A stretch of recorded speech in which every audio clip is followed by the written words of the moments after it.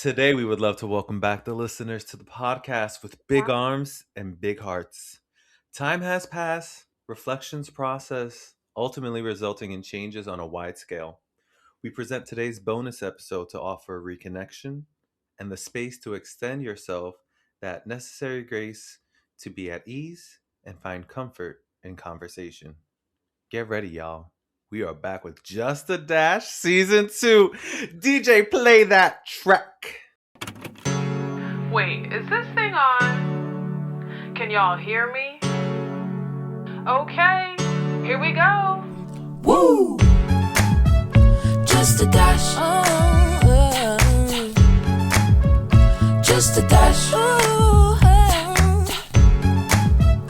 Just a dash. Just a dash. Oh my gosh. Wait, that was so good though.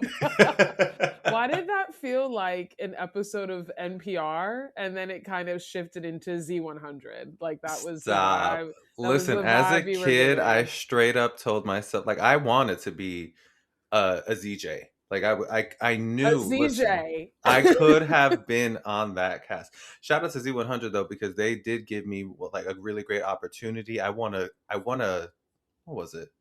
Tickets to see Anna Kendrick. Ooh. And I went with one of my best Judies, Melissa, and I got to do the Cups challenge. Remember when the Cups challenge? Wow, that deep cut. Taking us back to the old school. Honestly, talking about DJs and radios is a deep cut as well. We've completely revealed what era and decade we're from, which I'm perfectly fine with. I'm fine. Exactly. Welcome back, podcast. Welcome back, everybody. We are so happy to have you back to join us. We are back here with season 2 of Just a Dash with the one and lovely Dashka Gabriel. Back in the house. Listen, it's been a long time coming. It has. It's been a lot of conversations, but just to check in, how are you? How have you been doing? I'm doing good today. I've become such a day by day person, and I feel really good today. I had a really great meditation session yesterday. I have a really beautiful mug in my hand. I feel very grateful. I have a lot of gratitude. I think it's been a lot of I feel like the only way for me to say this for people who are astrology lovers, I turned 30 and my world flipped upside down. My Saturn's return has been a journey, and it's been 3 years of a lot of change, a lot of evolution, a lot of growth, and a lot of, a lot of things have changed in my life, but the one thing that remains the same is my gratitude. Today I'm very snuggly wuggly up in my reading chair, my reading nook. It is snowing outside. It is a snow day, and I'm feeling warm, and I'm feeling excited to be on this mic with you. Stop it. Yes, we are out here being cozy and comfortable because of the snow that has hit up that East Coast life. And so, with today's bonus episode, listeners, we wanted to just take a little bit of time to kind of reflect on, what to expect looking forward with Just a Dash Season 2, but also just to kind of fill in some of the gap during that time away. It's an opportunity for us to be, again, reflect and be grateful of that time, but also just understand that a lot of change, a lot of adaptability occurred. Yeah. And we know that you all have endured that same kind of journey. So, just take the time to maybe reflect on yourself in those last 3 years as we're going through this. Highlight the highs, take the lows, but recognize that you're still here in this space and in this time. Yeah. There's still a lot of work to be done. There's a lot of joy still to be had. And we just want to make sure that we hone in on that and talk a little bit more about what we look forward to in this 2026 and exploring through the podcast as well. Yeah. Love that.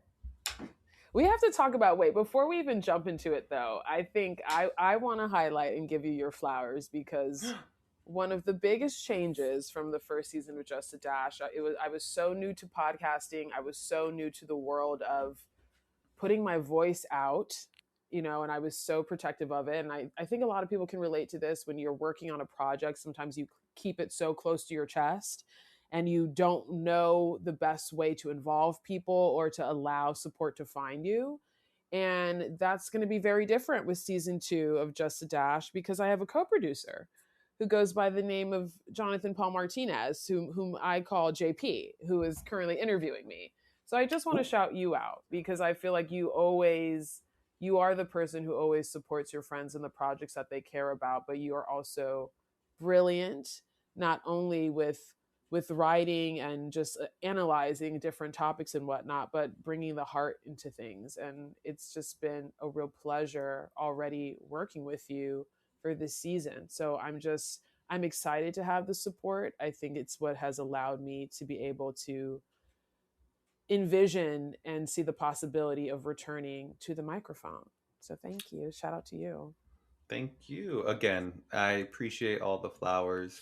Something part of the journey in those 3 years as well is my self reflection of just remembering to allow others to show up for you just as much as you show up for them. It's not a battle of reciprocity um, in this day and age. And that was part of kind of a lot of self healing and self journey, just Yeah. understanding that there are a lot of strengths that you may have that others don't, Mm. but there's also a way to articulate that in the best way to just help people understand what it is you're witnessing, what you're feeling, Yeah.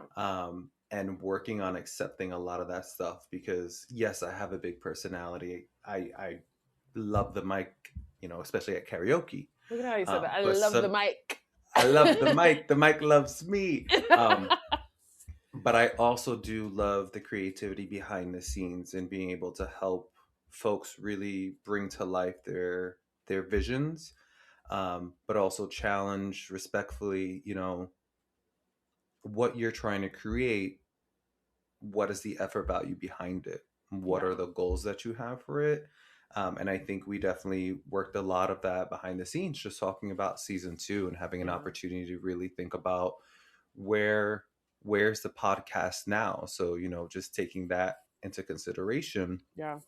where are we with Just a Dash season 2? What can we share with the listeners? I think what we can share is that the ingredients of the show are very much still the same. There's still a lot of curiosity, there's still a lot of heart, there's a lot of desire around learning through different perspectives and having conversations with people, just having one-to-one conversations and really understanding, diving into a concept, not just through the art of questions, but through the art of conversation. This time around, I'm really centered on the theme of home and what does that look like. And I think that's really important, because when you zoom out, Earth is our home, but everybody has their own experience. There's all these different pockets. And a lot of the time, there's a lot of judgment, there's a lot of assumptions, there's a lot of false knowledge around what it takes to find home within yourself and in the world at Mm-hmm. large. And so I just want to explore that, but do that in really just, I feel like, simpler ways. I have actually, my sweater today says simplify. And so I think that's like, I've said all that, but we don't always have to have these huge, super deep intellectual conversations. It could be we're making a meal together and talking about Right. like how you find home in food, in sharing a meal with someone, So I think that's what you can expect. And that kind of highlights, where my brain is at, which is always in flow. And I love that the emphasis on, again, simplifying, but also bringing it back to reconnection.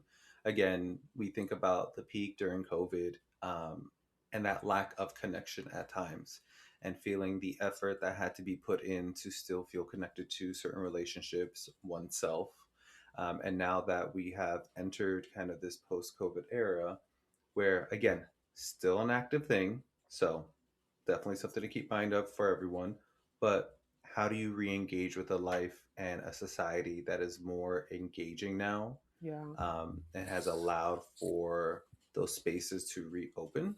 Yeah. And then also witnessing how people also adapted and evolved on Yeah. their own Oh my in gosh. community. Again, Definitely. social media says one thing, but once you're in that room with that person, and once you ask the hopefully the most meaningful question that's intentional for them to actually blossom and open up, that's going to make a difference for those Yeah, around you.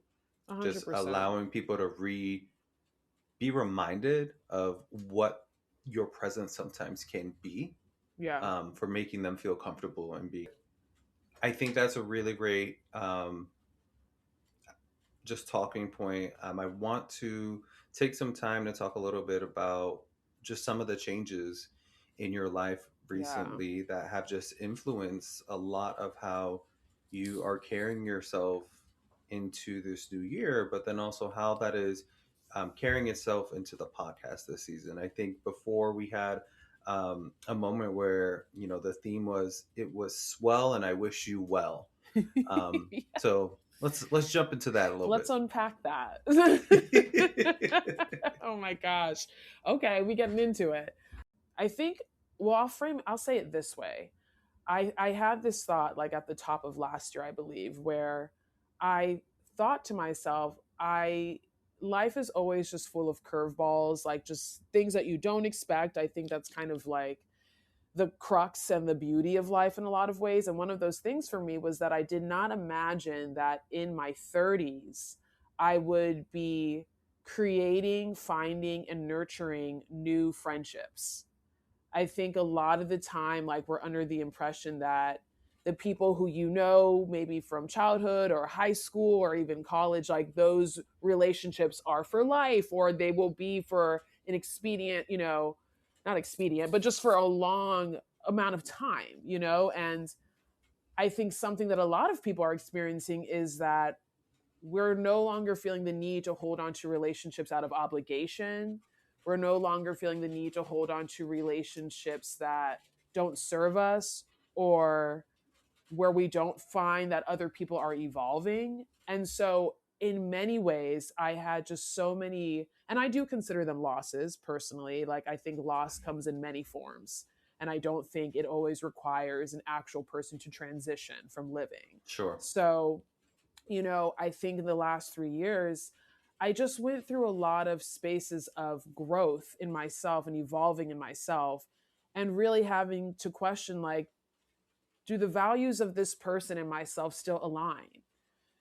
Are we helping each other in our relationships? Are we serving each other? Are we building resentment? Like, do we still have the same rapport we used to have?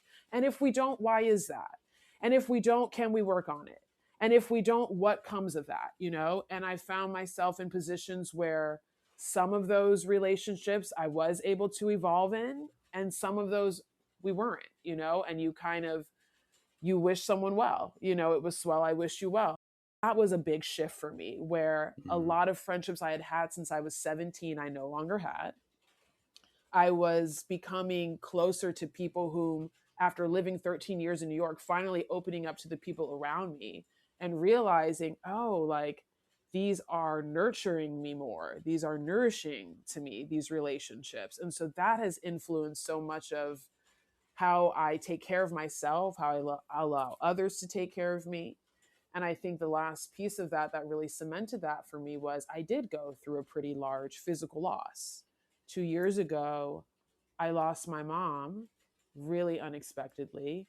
And I think grief can be an avenue that people see as very harrowing, and it is. It's also very illuminating, and it allows you to really look at things from a zoomed out point of view.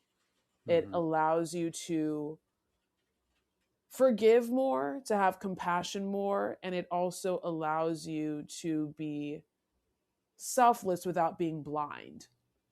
And so I think there's just I feel like my discernment is so much stronger. I feel like my understanding of how things are interconnected or what phases me, my relationship to time, my relationship to pleasing people, all those things have really shifted. And my relationship to what I prioritize, and I think that I'm arriving back into this season with more humility, to be honest. Like, I think before I would say, like, I'm a student of life, and now I know that I am, Mm, just by the nature of the experiences I've had these last 3 years. And it allows me to walk into a conversation differently.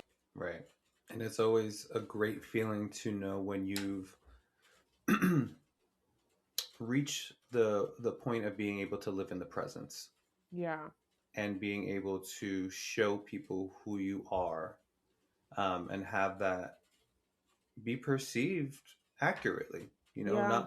Not feeling that you need to shake any form of yourself and the work that Yeah. you've put into place, Yeah. but also leaving room for people to ask follow-up questions. Remember, y'all, we can do that. Please follow up. Please ask. Don't have me in a room with Okay. you. Don't have me in a room with you and you not asking follow-up questions. Oh, That's probably one of my pet peeves. And I loved what you said about being in our 30s. Shout out to the 30s. shout out to the Um 30s. but what the the focus on trying to establish new relationships or new friendships at this stage in life Yeah. has been, at least for me, has definitely been a challenge, especially we just recently relocated now in the DMV area. Um, Trying to meet new people and put yourself in spaces where you can actually start to create more community has been tough. There's a lot of you having to extend yourself, um, in such a meaningful way that you don't know if the reciprocity is going to be there, or most importantly, you don't know if someone is actually looking for that. You can also set a parameter of how much you give. Like if Right. you try 2 to 3 times, and maybe that's even a lot sometimes, it I'm is so okay to just glad. take the step Yes. away, because I Yeah. can't continue to offer both my time and the desire to want to engage with, a Yeah. group or people, and then it's not met, or we do get together and it just doesn't feel like Genuine. effort is being, yes, not genuine. There's no, Yeah. again, no follow-up questions. If I ask you Yeah. how your day is and all you say is good and you don't Child. reciprocate the question, I'm gonna go on the metro. I'm gonna go home. I'm gonna go on the metro. I'm gonna take the yellow and I'm Okay. gonna take my butt back. I love that you, ooh, come on with the DMV language, period. While you were speaking, something that you made me think of that, like, has really been a learning curve for me, but something that I really just value now in my life. Two things. One is boundaries. I think many people, we think we know what boundaries are, but we're actually enacting rules, and those are not the same thing. Because Mm. and I know people have heard this before at this point, because there's so much there, they should have heard it by now, child. If you haven't, here's a news flash. Rules are for other people to follow. Boundaries are for you to follow. Hmm. Boundaries are the things that you're doing so that people are not encroaching on your safe spaces, on your wellness spaces, and your, what you do to take care of yourself. That was a big thing for me to learn, because it required me to take accountability and responsibility for the things I was allowing in my life, Yes. for the ways I was allowing myself to be treated. And Right. sometimes that is giving up something that I want, but is not. And that, I'm talking from a romantic sense. And in this case, where you may want someone so badly or want something so badly, but if it's not fulfilling, then you have to be honest with yourself, Right. and trust. And this is the other piece that has really changed for me, is my relationship to faith. I think a Mm. lot of times people tie that to man-made things. Okay, that's just how I'm going to put it. Man-made things, man-influenced things. And for me, faith is really what I just said. I'm giving up something I want but isn't fulfilling, with the faith that whatever higher power has something better for me in store. Mm. And trusting in that, even though I don't know what it is, I can't wrap my head around it. I'm struggling to even believe it day to day, but I'm going to let it go, and I'm going to give it to something else because I can't figure it out. That to Yes. me is what faith is. Letting go of the things that I truly cannot figure out, that I've done all my part in doing, that I've put in my effort, I've put in my hard work, I've been good, I've been kind, I've been this. And the rest is obviously not up to me, because our idea of time is that it's linear, and it's not. There are things that happened to you ages ago that are making Woo. sense to you now. There are things you went through You ages just woke ago. up and found out. No, but there are relationships, Hello. there are fights you go through, there are breakups, there are jobs you lose, there are jobs you gain, there are friendships you gain, there are skills you gain, there are accidents you go through, there are losses you go through. All of these things happen to you, and you think, well, I can't figure out the equation. You're not supposed to. The greatest and the weirdest thing about life is you figure it all out at the end. Hmm. That's when And it's going to, everything makes sense. and when it does click at that particular time in your life, take it Take and it be grateful for and it. be grateful And be for it. reminded that, wow, yes, I would have loved to have this when this occurred 3 months ago, 6 months ago, 3 years ago. But also, who were you at that time? Right. Were you able to actually accept that knowledge or that experience and actually hold on to it, process it? Yes.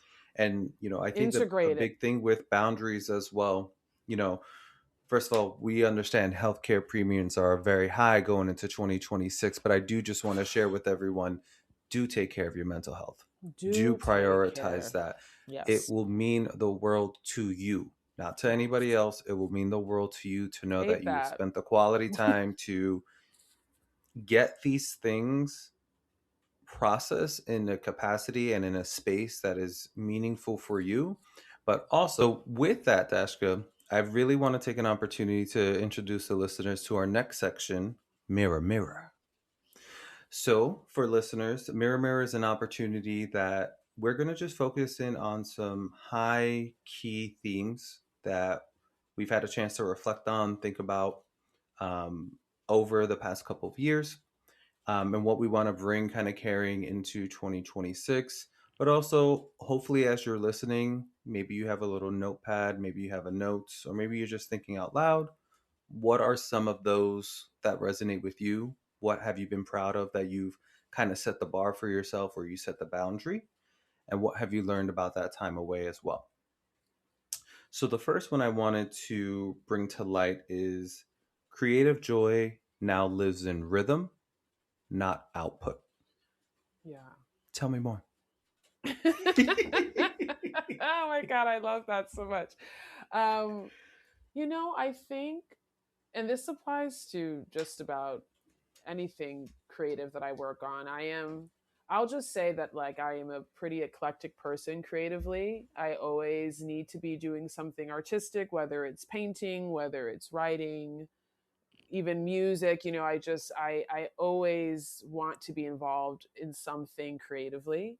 And I think sometimes that can create a lot of, like, a pressure cooker, when people find out you have a talent, it's something that can become commodified. And I remember when I started the first season of Just a Dash, people were very excited for me, and at the same time it was always like, well, you can get ads on it and it's going to pick up, and what about if it turns into this? And it was about it being something lucrative, and I always felt this, like, kind of pressure of that, like that was part of, like, the pressure of wanting it to be successful.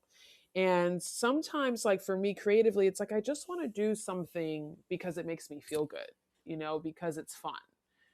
I think it was more just that I am in this space now where I don't feel as attached to the traditional um, workflow or the traditional production style that is typically required of people in order to find success. That's another piece. I think a lot of the time people will say, like, you need to get it out there now. Like, now's the time, like, or before someone takes it. I've had people say that to me, like, someone's going to take your idea if you don't do it now. Okay, then you know what? Then they're supposed to be doing it and not me. Mm-hmm. They can call Okay, me. girl. Happy to help. We can collaborate then, like, it has to feel good. I have to feel present in it. I don't want to be forcing myself to do anything. And that's Right. how I ended up taking a hiatus. because I didn't have this balance. I had a new apartment. I was learning to live on my own. I had a new job.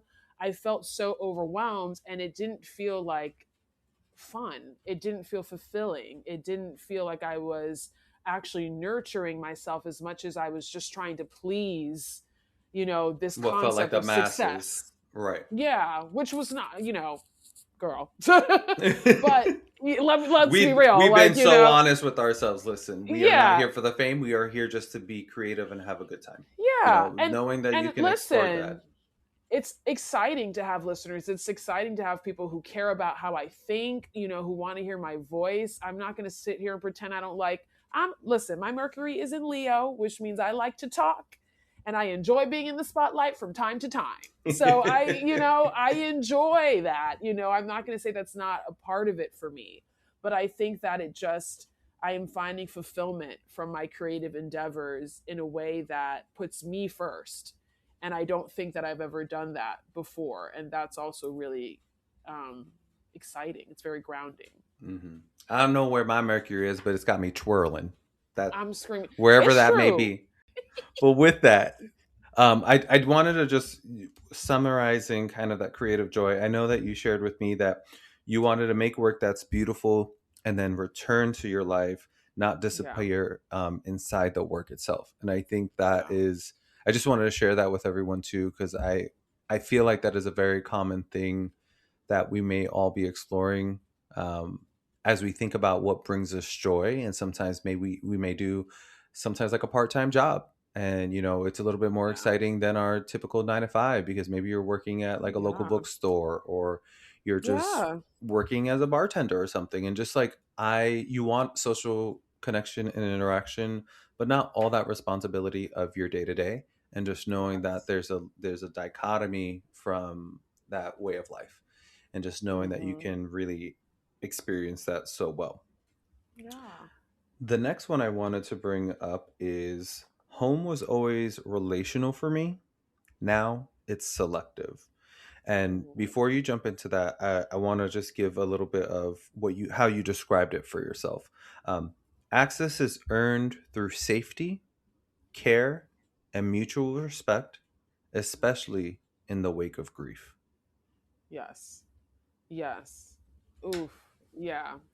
Um, I think many people would say that I'm like a private person, but there's a different vulnerability I've allowed myself to access. And at the same time, my discernment around who gets to access that as well has really just sharpened over time. And I think grief is an interesting experience because I've always described it as like the Truman Show. Like Mm, your life truly has blown into a new just environment, and everyone around you is still existing in the same one they were before. So right. you really feel so outside of any sort of reality, and you're constructing a new one. And I do think it's important to be mindful of who is in that new reality with you. There are people who will show you who they really are in the wake of grief. And what I mean by that is a lot of time I think we assume, like, because we've gone through a huge loss, that everyone around us is sharing in that experience and will be more empathetic and will be more mindful and will be more intentional, and they'll turn over a new leaf. That last part is the most important, because grief in fact doesn't change people, it reveals more of who they are. Mm, And that applies to friends, and that applies to family. And I think a lot of the time, especially if you come from an immigrant family, if you come from a family of color, we often experience the expectation that you have to maintain relationships with certain family members because that's what you do. That's the respectful thing to do, that's the obligatory thing to do. And I think that in my last few years with grief, I've learned to how do I want to say this? Our paths do not have to overlap. You know, our lives do not have to, we do not have to force and be performative in dynamics Right. to maintain the peace. Sometimes maintaining the peace is respecting that we're two different types of people with different types of way of approaching life, and I can love you from afar. I was just presented with a lot of those difficult crossroads in these last few years, and it made me realize like the impact it was having on me mentally and how important it was for me to put myself first for once in my life and truly understand what that means in action. Sure. And I just want to say thank you for, with the bonus episode today, the intent on having that reflection. I know that's a lot to revisit, but you Yeah. also shared that you wanted to have this passion project be also sometimes like a video diary of the Yeah. great engagement, connections, conversations that you've had with people in your life. Yeah, And I think definitely. it's just, it's an ode to everyone else carrying so many people in their lives and just having a chance to sit and reflect and think about those people in their lives that either have poured heavily into them, they've poured into, just enjoy being around. And so I hope that as people listen to this bonus episode, prepare for the next season, that they're keeping that in mind, that Yeah. we are really focused on allowing people to feel as connected as they would like to be through these conversations, Yeah. but also through their lives. So Yeah. hopefully they are taking that charge to say, there's that person I haven't spoke to in a while. Yes, I was going to And it's not a say. matter of like, Yeah. I didn't want to, Yeah. but we also realize life continues to evolve. Yes. And that's Let me reach out. another and that's another piece. I'm glad that you brought that up because it's not just about who you're not letting in anymore. It's also about who you are letting in, or Right. who you need to reconnect with. Like I'm talking about family and grieving, and I think everyone is going through that experience of like there's certain family members they just cannot engage with anymore. They're healing from. And at the same time, I have plenty of family members who it's been such a blessing to realize, so much time has passed, but there's still room for repair. There's still room for reconnection. There's still Hmm. there's still life to be lived. I think that's just a great, segue just into, kind of wrapping up today's session. Again, a lot of themes that we've talked about today, listeners. Again, grief, relationships. That we'll also be talking about just connection. There's a lot of great conversations that are coming.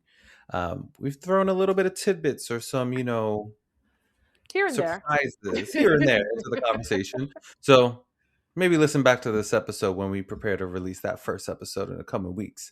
But the last question I want to ask you before we kind of just give everyone a little breakdown of what to expect in the coming weeks. And so is my question is, what is home to you right now?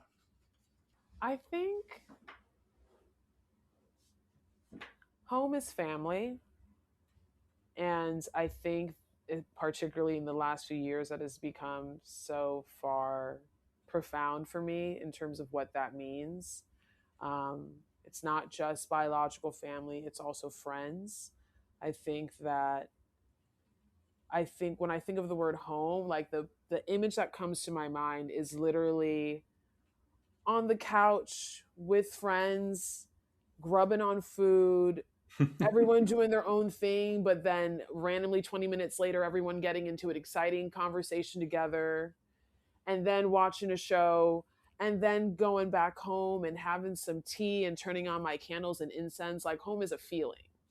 It's not a Hmm. particular place, like I've become a person where home is how I feel. It's my level of comfort.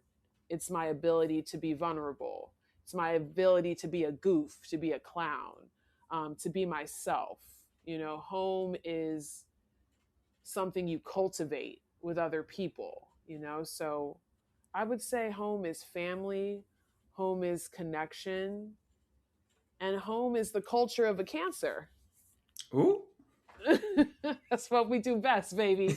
That's what I would say. No, I love it. I feel like thinking on that question as well for myself, home really has become,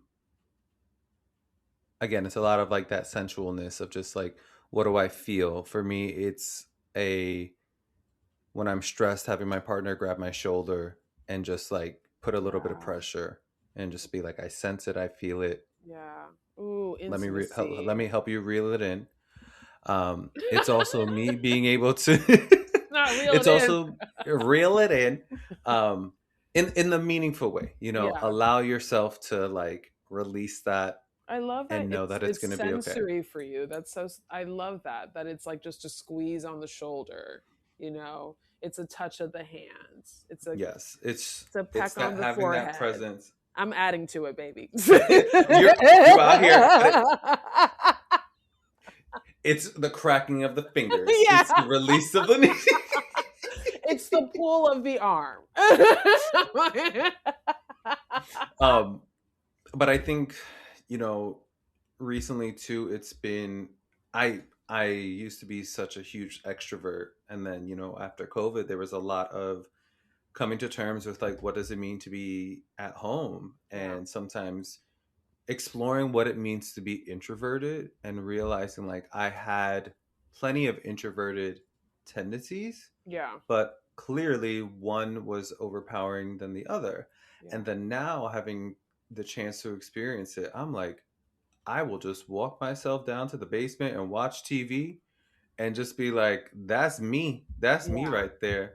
I will sit there and watch all my Nova games because all y'all want to Oh my clock me for still watching my gosh. sports. Let me watch my college, okay? Let me watch my Okay, college. girl, that's They fine. doing well. They doing well. They doing swell. Okay. Okay, girl. Go Sharks. Okay, and see, I knew it was coming. I knew you were going to say it, so that's why I let you have the floor. And that's, I know nothing about sports, child, and that applies to college as well. I'll leave it at that. So, with that in mind, as we wrap up today's episode, we just wanted to give you all just a little notion that you can expect the first episode of season 2, Just a Dash, to be released on Valentine's Day weekend. Yes, which And y'all, it's gonna be spicy.